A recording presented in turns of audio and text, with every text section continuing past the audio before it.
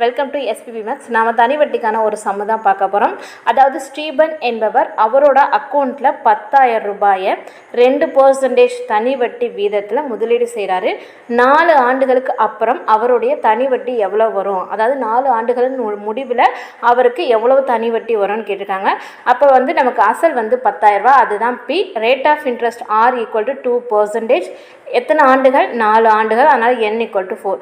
தனி வட்டிக்கான ஃபார்முலா என்ன? I equal to PN divide by 100. So P 10,000 ரூபாய், n 4.